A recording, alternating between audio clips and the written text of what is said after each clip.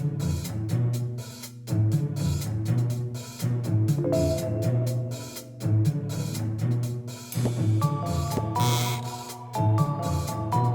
time?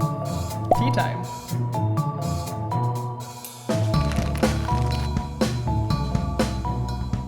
Hey Eileen, I made a checklist for ethical design. Oh, not another checklist. They're just so reductive. That's the point, it's a checklist. The world is complicated and ethics isn't simple. You can't just expect people to have a checklist and like solve everything.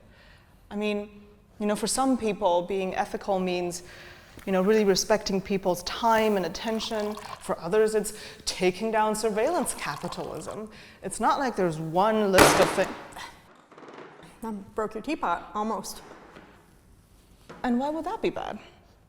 It's yours, it's nice, and you might be sad.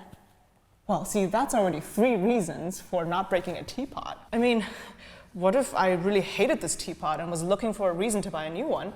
What if teapot smashing was a thing where I come from?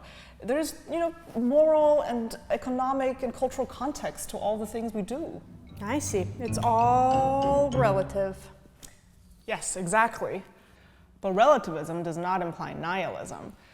Just because there's no list of, necessary and sufficient things that you have to do to make a product ethical, doesn't mean there's nothing you can do. You can think about what's right and wrong, why it's right and wrong, actually engage in a little bit of moral reasoning, like philosophy. You're just trying to give philosophers a job. I would like that. Actually, I think designers can do a lot of this. We're trained to think about both justifying our decisions based on big principles and also individual use cases. Yeah, maybe really what you need to do is know who you are, think about the values and principles you have, and let them guide you a little bit. It wouldn't hurt if you also paid attention to, what's actually happening to your product in the real world. And I guess you just don't shy away from asking the really, really hard questions. That's the most important bit. What are you doing? I'm making a checklist. Oh. What do you think? I suppose you can keep that one. Thank you.